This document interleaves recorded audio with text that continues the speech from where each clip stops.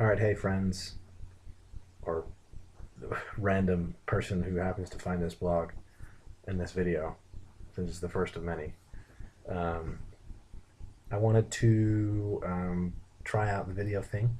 I thought it might be a little bit easier than writing and being formatty and blah blah blah. Plus, I feel like I tend to.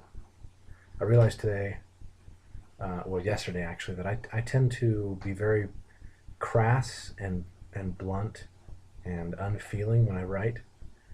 And part of that comes from a need. I have this philosophy that it's better to be uh, respected than liked, and I still believe that. But I think I take that to extreme sometimes. Like, for example, I got told all the time when I was in Moscow over the summer that um, all of the students were so surprised at how laid back I was when they actually got to know me. Because all the emails that I'd sent beforehand made it seem like I was this super uptight, very strict, like by the book, rules, rules, rules.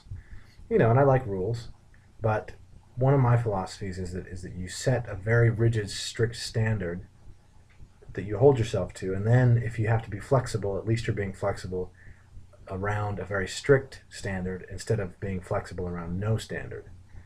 Because if you're flexible around no standard, you're just going to screw yourself, basically.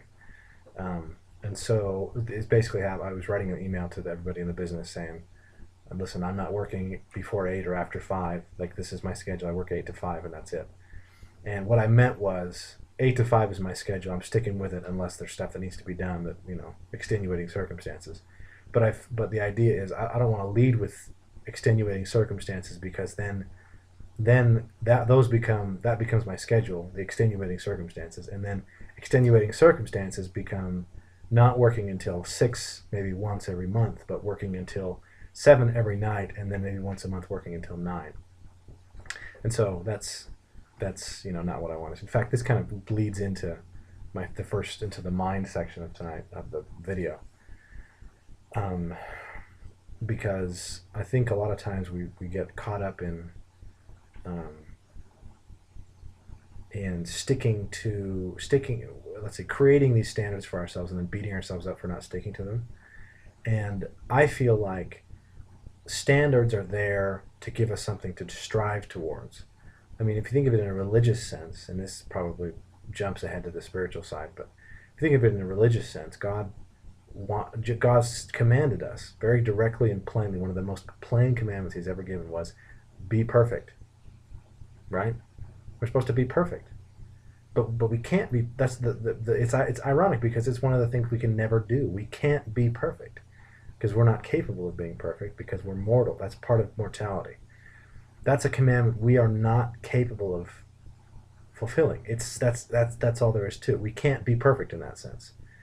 And so, but I don't think that makes the commandment obsolete. What happens is, instead of instead of us being held to a standard of perfection, we're held to the standard that we strive for that perfection. Because it goes back to the whole shoot for the moon, and if you come short, you'll land among the stars, or something like that.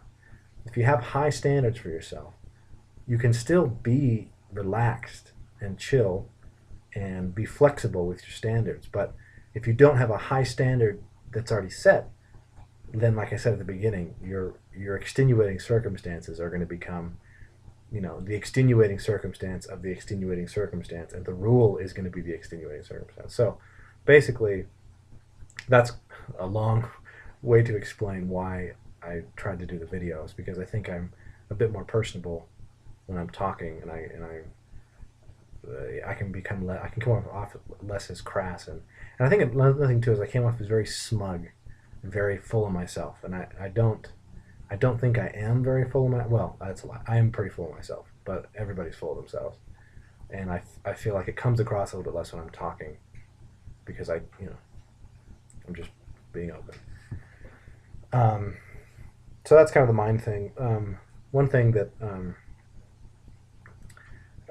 the mind thing, reading, right? I want to do a report. So I talked a couple weeks ago about, I read Conquer the Chaos, Clayton Scott's book, which was really good. I'd recommend it to everybody, not just business owners. I think a lot of what they have to say in there applies, if you think about it, applies in everyday life, a lot more than you think. Um, just talking about structuring your life in a way so that you're not killing yourself, essentially, is what it is. Because the life of a small business owner is running around constantly with his or her head chopped off because there's so much to do and there's no time, et cetera, et cetera. And so I think there's a lot there that could be, you could, you could glean from that. I also, on the drive up, I want to show you this. On the drive up, I listened to Dan Kennedy's Renegade Millionaire system, and this is actually not his. It's not his. The actual course, the actual system, or the coaching, or anything like that. That's just his. They didn't. There was a lady that did interviews with him and just talked about. It kind of is his course. It's about 15 hours of interview. I want to say footage, but it's here audio footage of just stuff that he said about just about everything from modern television to marketing practices to everything basically. And there's a lot in there. This past week I read Cesar Millan's second book on becoming the pack leader, just for the sake of giving Mia some direction and establishing sort of a pecking order in the house so that she could be a little bit. I mean, she's a year old. She turned a year old yesterday, and so we're trying to be a little bit more structured with her and treat her like a grown up. As I say. Oh, I'm gonna be having this conversation with this computer again in about 10 years. Well, I'd say probably more like 15 years when we finally have a kid that's old enough to start treating like an adult. It'll be longer than that, probably 20 years. Oh yeah, 20 years sounds better. That makes me feel good actually. Right now I'm reading this book, How to Win Friends and Influence People by Dale Carnegie. I'll move my hand. It is a great book so far. I'm not very far into it, as you can see.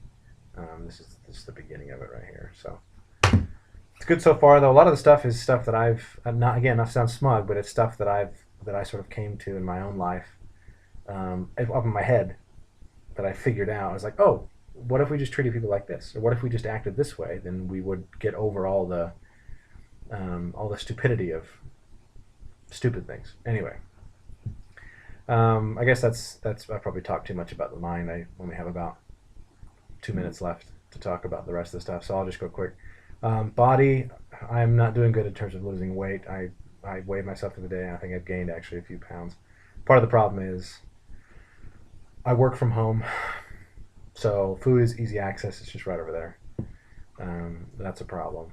But I've started running in the mornings with Mia. Tomorrow we're going on a monster run, which will be good. And I'm going to start a workout regimen soon once I decide to part with my beard, because we have free access to the BYU gym, but I can't use it if I'm bearded. So on the spiritual side, I just wanted to mention I had a really, really good conversation with my dad on Sunday.